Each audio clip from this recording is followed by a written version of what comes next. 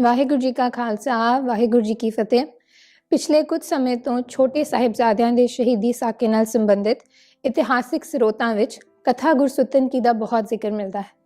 ਕੀ ਇਹ ਸਰੋਤ ਸਾਰਾ ਪ੍ਰਮਾਣਿਤ ਹੈ ਜਾਂ ਇਹ ਕਿਸ ਹੱਦ ਤੱਕ ਪ੍ਰਮਾਣਿਤ ਹੈ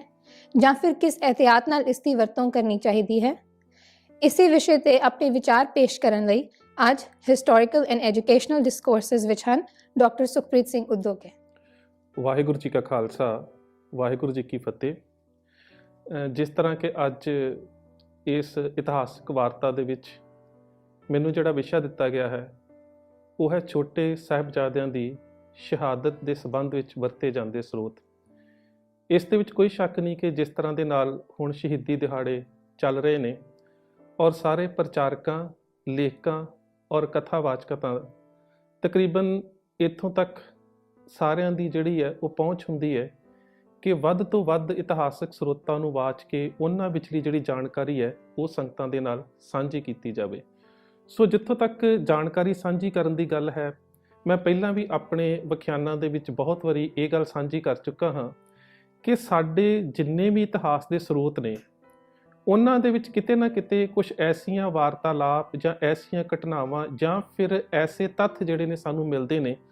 ਜਿਨ੍ਹਾਂ ਨੂੰ ਅਸੀਂ ਸੰਪੂਰਨ ਰੂਪ ਦੇ ਵਿੱਚ ਜੇਕਰ ਕਹੀਏ ਕਿ ਇਨ ਬਿਨ ਸੰਗਤਾਂ ਦੇ ਨਾਲ ਸਾਂਝੇ ਕੀਤੇ ਜਾ ਸਕਣ ਤਾਂ ਉਹ ਸਾਂਝੇ ਨਹੀਂ ਕੀਤੇ ਜਾ ਸਕਦੇ। ਦੂਸਰੀ ਗੱਲ ਇਹ ਹੈ ਕਿ ਅਸੀਂ ਇਹ ਵੀ ਨਹੀਂ ਕਹਿ ਸਕਦੇ ਕਿ ਸਾਡੇ ਕੋਲ ਇਤਿਹਾਸਿਕ ਤੌਰ ਦੇ ਉੱਪਰ ਕਿਸੇ ਮਸਾਲੇ ਦੀ ਘਾਟ ਹੈ ਕਿ ਅਸੀਂ ਆਪਣੇ ਸ਼ਹੀਦੀ ਦੇ ਵਰਤਾਰੇ ਜਾਂ ਸ਼ਹਾਦਤ ਦੇ ਸਾਕੇ ਜਾਂ ਵਾਪਰੇ ਹੋਏ ਇਤਿਹਾਸ ਦੇ ਜਿਹੜੇ ਵਰਤਾਰੇ ਨੇ ਉਹਨਾਂ ਦੇ ਵਾਸਤੇ ਸਾਡੇ ਕੋਲ ਕੋਈ ਇਤਿਹਾਸਿਕ ਮਸਾਲਾ ਨਹੀਂ ਹੈ। ਇਹ ਵੀ ਇੱਕ ਮੇਰੇ ਖਿਆਲ ਦੇ ਨਾਲ ਝੂਠ ਹੈ। ਸਾਡੇ ਕੋਲ ਇਤਿਹਾਸ ਦੇ ਸਰੋਤ ਬਹੁਤ ਨੇ, ਪਰ ਸਮੱਸਿਆ ਇੱਥੇ ਹੈ ਕਿ ਉਹਨਾਂ ਸਰੋਤਾਂ ਦੀ ਘੋਖ ਕਰਨੀ, ਉਹਨਾਂ ਦੀ ਪੜਚੋਲ ਕਰਨੀ ਔਰ ਉਹਨਾਂ ਨੂੰ ਸਹੀ ਤੱਥਾਂ ਦੇ ਨਾਲ ਸੰਗਤ ਤੱਕ ਲੈ ਕੇ ਜਾਣਾ ਜਿਹੜਾ ਉਹ ਬਹੁਤ ਜ਼ਰੂਰੀ ਹੈ। ਜਿਸ ਤਰ੍ਹਾਂ ਦੇ ਨਾਲ ਮੇਰੇ ਤੋਂ ਪਹਿਲਾਂ ਇਹ ਕਿਹਾ ਗਿਆ ਹੈ ਕਿ ਅੱਜ ਦੀ ਜਿਹੜੀ ਵਾਰਤਾਲਾਪ ਹੈ ਉਹ ਦੁੰਨਾ ਸਿੰਘ ਹੰਡੂਰੀਏ ਦੀ ਰਚਨਾ ਕਥਾ ਗੁਰਸੁੱਤਨ ਦੇ ਉੱਪਰ ਆਧਾਰਿਤ ਹੈ। ਇਹਦੇ ਵਿੱਚ ਕੋਈ ਸ਼ੱਕ ਨਹੀਂ ਕਿ ਪਿਛਲੇ ਕੁਝ ਸਾਲਾਂ ਤੋਂ ਇਹ ਜਿਹੜਾ ਸਰੋਤ ਹੈ ਇਹ ਸਾਡੇ ਆਮ ਪ੍ਰਚਾਰਕਾਂ ਦੇ ਵੱਲੋਂ, ਲੇਖਕਾਂ ਦੇ ਵੱਲੋਂ ਬਹੁਤ ਵਰਤਿਆ ਜਾ ਰਿਹਾ ਹੈ। ਜਿੱਥੋਂ ਤੱਕ ਇਸ ਸਰੋਤ ਦੀ ਪੜਚੋਲ ਦੀ ਗੱਲ ਹੈ, ਇਸ ਸਰੋਤ ਨੂੰ ਸਭ ਤੋਂ ਪਹਿਲਾਂ ਲਿਖਤ ਦੇ ਵਿੱਚ ਪਿਆਰਾ ਸਿੰਘ ਪਦਮ ਹੁਣਾਂ ਨੇ ਲਿਆਂਦਾ ਹੈ ਔਰ ਉਹਨਾਂ ਦੇ ਮੁਤਾਬਕ ਇਸ ਦਾ ਜਿਹੜਾ ਮੂਲ ਖਰੜਾ ਹੈ ਉਹ ਸਿੱਖ ਰੈਫਰੈਂਸ ਲਾਇਬ੍ਰੇਰੀ ਦੇ ਵਿੱਚ ਸੀ ਤੇ ਮੇਰੇ ਖਿਆਲ ਦੇ ਨਾਲ ਜਿਹੜਾ ਉਹਨਾਂ ਨੇ ਖਰੜੇ ਦਾ ਨੰਬਰ ਦਿੱਤਾ ਹੈ ਉਹ 4065 ਹੈ ਔਰ ਉਹਨਾਂ ਦੇ ਮੁਤਾਬਕ ਹੀ ਕਿ ਜੂਨ 84 ਦੇ ਵਿੱਚ ਜਦੋਂ ਸਿੱਖ ਰੈਫਰੈਂਸ ਲਾਇਬ੍ਰੇਰੀ ਨੂੰ ਬਰਬਾਦ ਕੀਤਾ ਗਿਆ ਉਸ ਸਮੇਂ ਇਹ ਜਿਹੜਾ ਮੂਲ ਖਰੜਾ ਸੀ ਇਹ ਸਿੱਖਾਂ ਦੇ ਕੋਲ ਨਹੀਂ ਰਿਹਾ।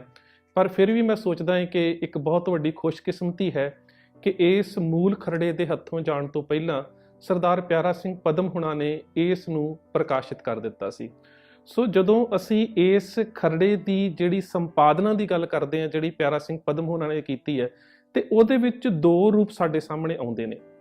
ਇੱਕ ਰੂਪ ਤਾਂ ਉਹ ਆਉਂਦਾ ਹੈ ਜਿਸ ਦੇ ਵਿੱਚ ਦੁੰਨਾ ਸਿੰਘ ਹੰਡੂਰੀਆ ਨੇ ਹੂਬਹੂ ਉਸ ਘਟਨਾਕ੍ਰਮ ਦਾ ਜ਼ਿਕਰ ਕੀਤਾ ਹੈ ਜਿਸ ਦੇ ਵਿੱਚ ਉਹ ਚਸ਼ਮਦੀਦ ਗਵਾਹ ਹੈ ਤੇ ਇਸੇ ਸਰੋਤ ਦੇ ਵਿੱਚੋਂ ਕੁਝ ਗੱਲਾਂ ਸਾਡੇ ਸਾਹਮਣੇ ਆਉਂਦੀਆਂ ਨੇ ਜਿੱਥੋਂ ਪਤਾ ਲੱਗਦਾ ਹੈ ਕਿ ਦੁੰਨਾ ਸਿੰਘ ਹੰਡੂਰੀਏ ਨੇ ਬੇਸ਼ੱਕ ਇਹ ਘਟਨਾਕ੍ਰਮ 1704-5 ਦੇ ਵਿੱਚ ਵਾਪਰ ਚੁੱਕਾ ਸੀ ਔਰ ਪਰ ਉਸਨੇ ਜਿਹੜਾ ਪੂਰੀ ਲਿਖਤ ਨੂੰ ਹੋਂਦ ਦੇ ਵਿੱਚ ਲਿਆਂਦਾ ਹੈ ਜਾਂ ਜਿਹੜਾ ਇਸ ਨੂੰ ਲਿਖਤ ਦੀ ਸ਼ਕਲ ਦਿੱਤੀ ਹੈ ਉਹ ਤਕਰੀਬਨ ਪਿਆਰਾ ਸਿੰਘ ਪਦਮ ਹੁਣਾਂ ਦੇ ਮੁਤਾਬਕ 1764 ਤੋਂ ਬਾਅਦ ਦੇ ਵਿੱਚ ਦਿੱਤੀ ਹੈ। ਸੋ ਉਹ ਜਿਹੜਾ ਸਮਾਂ ਹੈ ਮਿਸਲਾਂ ਦਾ ਸਮਾਂ ਹੈ ਜਦੋਂ ਸਰਹੰਦ ਦੇ ਉੱਪਰ ਸਿੱਖ ਮਿਸਲਾਂ ਨੇ ਪੂਰੀ ਤਰ੍ਹਾਂ ਦੇ ਨਾਲ ਕਬਜ਼ਾ ਕੀਤਾ ਸੀ ਤੇ ਜਿਸ ਨੂੰ ਅਸੀਂ ਪੰਜਾਬੀ ਸ਼ਬਦਾਵਲੀ ਵਿੱਚ ਕਹਿੰਦੇ ਹਾਂ ਕਿ ਸਰਹੰਦ ਦੀ ਇੱਟ ਦੇ ਨਾਲ ਇੱਟ ਖੜਕਾ ਦਿੱਤੀ ਗਈ। ਸੋ ਇਹ ਜਿਹੜੇ ਦੋ ਰੂਪ ਸਾਡੇ ਸਾਹਮਣੇ ਖਰੜੇ ਦੇ ਆਉਂਦੇ ਨੇ, ਇਹਨਾਂ ਦੋਹਾਂ ਨੂੰ ਵਿਚਾਰਨਾ ਇਸ ਕਰਕੇ ਬਹੁਤ ਜ਼ਰੂਰੀ ਹੈ ਕਿ ਇਹਦਾ ਜਿਹੜਾ ਦੁੰਨਾ ਸਿੰਘ ਹੰਡੂਰੀਆ ਨੇ ਅੱਖੀਂ ਡਿੱਠਾ ਹਾਲ ਦਿੱਤਾ ਹੈ ਉਸ ਦੇ ਅਨੁਸਾਰ ਜਿਹੜਾ ਉਸਨੇ ਜ਼ਿਕਰ ਸਰਸਾ ਨਦੀ ਦੇ ਵਿਛੋੜੇ ਤੋਂ ਲੈ ਕੇ ਕੁੰਮੇ ਮਾਸ਼ਕੀ ਦੀ ਝੁੱਗੀ ਤੱਕ ਦਾ ਜ਼ਿਕਰ ਕੀਤਾ ਹੈ ਉਹ ਤਾਂ ਕਾਫੀ ਹੱਦ ਤੱਕ ਬਾਕੀ ਸਰੋਤਾਂ ਦੇ ਨਾਲ ਮਿਲਦਾ ਔਰ ਪ੍ਰਮਾਣਿਤ ਹੈ।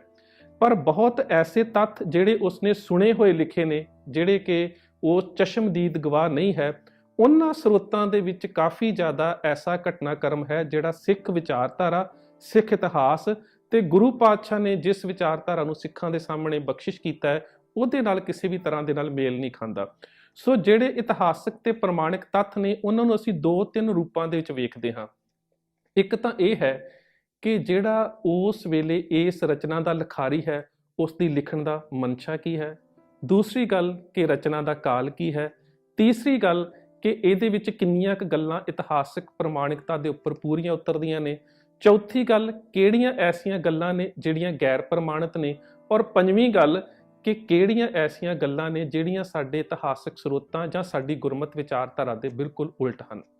ਸੋ ਜਿੱਥੋਂ ਤੱਕ ਰਚਨਾ ਕਾਲ ਦੀ ਗੱਲ ਹੈ, ਮੈਂ ਪਹਿਲਾਂ ਵੀ ਕਹਿ ਚੁੱਕਾ ਹਾਂ ਕਿ ਜਿਹੜਾ ਇਸ ਸਰੋਤ ਦਾ ਰਚਨਾ ਕਾਲ ਹੈ ਉਹ ਤਕਰੀਬਨ ਮਿਸਲਾਂ ਦੇ ਸਮੇਂ ਦਾ ਹੈ। ਪਿਆਰਾ ਸਿੰਘ ਪਦਮ ਹੁਣਾਂ ਨੇ ਇਸ ਗੱਲ ਨੂੰ ਆਪਣੀ ਲਿਖਤ ਦੇ ਵਿੱਚ ਮੰਨਿਆ ਹੈ ਕਿ ਬੇਸ਼ੱਕ ਦੁੰਨਾ ਸਿੰਘ ਹੰਡੂਰੀਏ ਦੀ ਰਚਨਾ ਸਾਹਿਬਜ਼ਾਦਿਆਂ ਦੀ ਸ਼ਹਾਦਤ ਦੇ ਸਮੇਂ ਦਾ ਸਾਡੇ ਕੋਲ ਇੱਕ ਸਮਕਾਲੀ ਸਰੋਤ ਹੈ, ਪਰ ਉਸ ਨੇ ਇਸ ਨੂੰ ਕਾਫੀ ਸਮਾਂ ਬਾਅਦ ਦੇ ਵਿੱਚ ਲਿਖਿਆ ਤੇ ਜਿਹੜੀਆਂ ਘਟਨਾ ਦੇ ਵਿੱਚ ਉਹ ਸ਼ਾਮਲ ਨਹੀਂ ਸੀ ਉਹ ਉਸਨੇ ਸੁਣੀਆਂ ਸੁਣਾਈਆਂ ਲਿਖੀਆਂ ਨੇ। ਉਹਨਾਂ ਘਟਨਾਵਾਂ ਦੇ ਉੱਪਰ ਉਸਨੇ ਕਰੁਣਾ ਰਸ ਨੂੰ ਪੈਦਾ ਕਰਨ ਦੇ ਵਾਸਤੇ ਜਾਂ ਸੀਨਾ ਬਸੀਨਾ ਜੋ ਲੋਕਾਂ ਦੇ ਵਿੱਚ ਦੰਦ ਕਥਾਵਾਂ ਚੱਲਦੀਆਂ ਸੀ ਉਹਨਾਂ ਦਾ ਜ਼ਿਕਰ ਕਾਫੀ ਹੱਦ ਤੱਕ ਕੀਤਾ ਹੈ।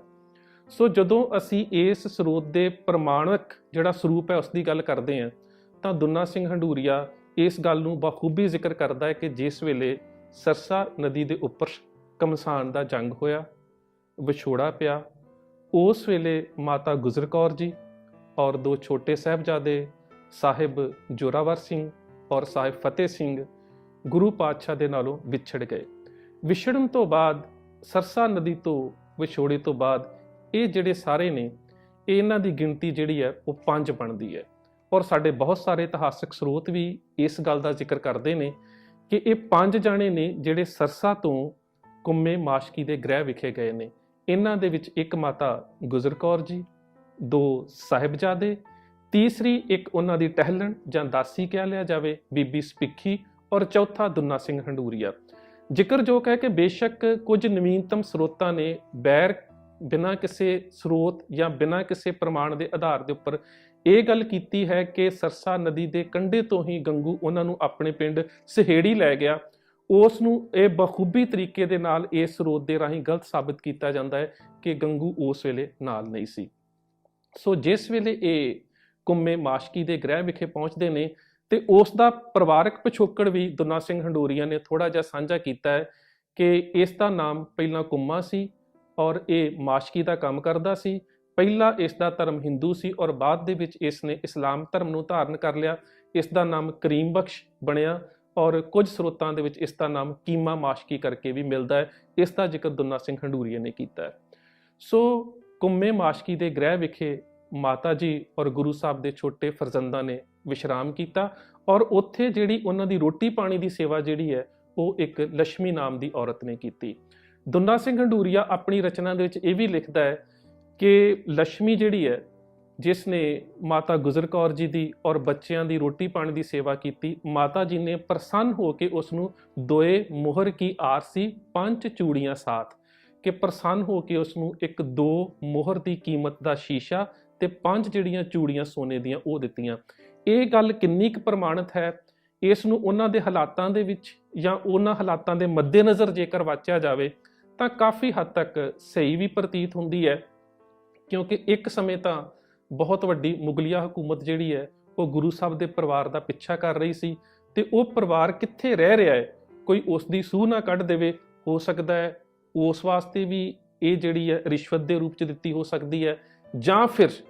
ਜਿਹੜਾ ਮਾਤਾ ਜੀ ਔਰ ਬੱਚਿਆਂ ਨੂੰ ਘਰ ਦੇ ਵਿੱਚ ਭੋਜਨ ਛਕਾਇਆ ਹੈ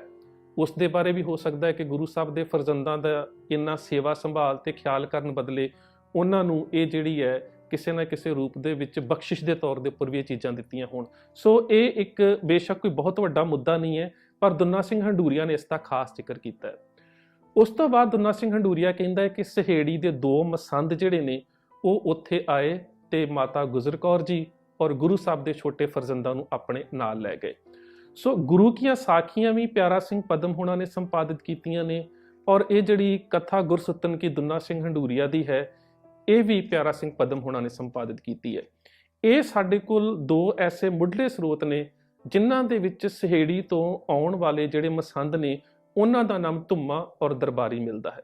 ਇਸ ਤੋਂ ਬਿਨਾਂ ਸਾਡੇ ਕੋਲ ਜਿੰਨੇ ਵੀ ਹੋਰ ਸਰੋਤ ਨੇ ਜਿਨ੍ਹਾਂ ਦੇ ਵਿੱਚ ਗੁਰਬਲਾਸ ਆ ਜਾਂਦੇ ਨੇ, ਚਾਹੇ ਉਹ ਸੁੱਖਾ ਸਿੰਘ ਦਾ ਹੈ, ਚਾਹੇ ਉਹ ਕੌਰ ਸਿੰਘ ਦਾ ਹੈ, ਜਾਂ ਫਿਰ ਕਵੀ ਸੈਨਾਪਤ ਦੀ ਰਚਨਾ ਆ ਜਾਂਦੀ ਹੈ, ਜਾਂ ਭਾਈ ਮਨੀ ਸਿੰਘ ਦੇ ਨਾਮ ਦੇ ਉੱਪਰ ਲਿਖੇ ਸਰੋਤ ਆ ਜਾਂਦੇ ਨੇ, ਜਾਂ ਫਿਰ ਜੇ ਸਭ ਤੋਂ ਅਹਿਮ ਗੱਲ ਕਰੀਏ ਤੇ ਢਾਡੀ ਨੱਥਮਲ ਦਾ ਅਮਰਨਾਮਾ ਜਿਹੜਾ ਕਿ ਫਾਰਸੀ ਦੀ ਰਚਨਾ ਹੈ ਉਹਦੇ ਵਿੱਚ ਵੀ ਕਲਗੀਧਰ ਪਾਤਸ਼ਾਹ ਗੁਰੂ ਗੋਬਿੰਦ ਸਿੰਘ ਮਹਾਰਾਜ ਨੇ ਬੱਚਿਆਂ ਦੀ ਸ਼ਹਾਦਤ ਦੇ ਵਿੱਚ ਇੱਕ ਬਿੱਪਰ ਨੂੰ ਦੋਸ਼ੀ ਜਿਹੜਾ ਉਹ ਨਾਮਜ਼ਦ ਕੀਤਾ ਹੈ। ਇੱਥੋਂ ਜੇਕਰ ਇਹਨਾਂ ਸਰੋਤਾਂ ਨੂੰ ਛੱਡ ਦਈਏ ਤਾਂ ਪ੍ਰਾਚੀਨ ਪੰਥ ਪ੍ਰਕਾਸ਼ ਰਤਨ ਸਿੰਘ ਭੰਗੂ ਹੁਣੀ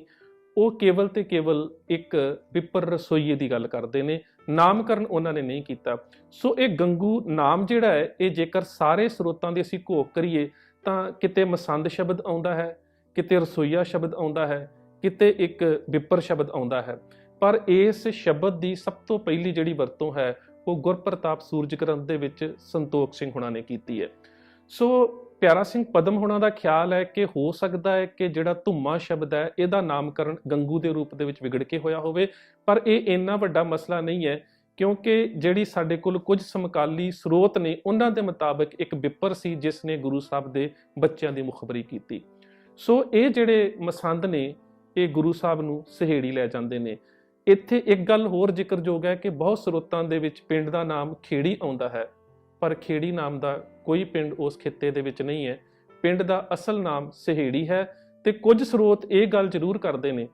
ਕਿ ਜਿਸ ਵੇਲੇ ਬਾਬਾ ਬੰਦਾ ਸਿੰਘ ਬਹਾਦਰ ਨੇ ਸਿੱਖ ਰਾਜ ਦੀ ਸਥਾਪਤੀ ਕੀਤੀ ਔਰ ਜ਼ੁਲਮਾਂ ਨੂੰ ਸੋਧਿਆ,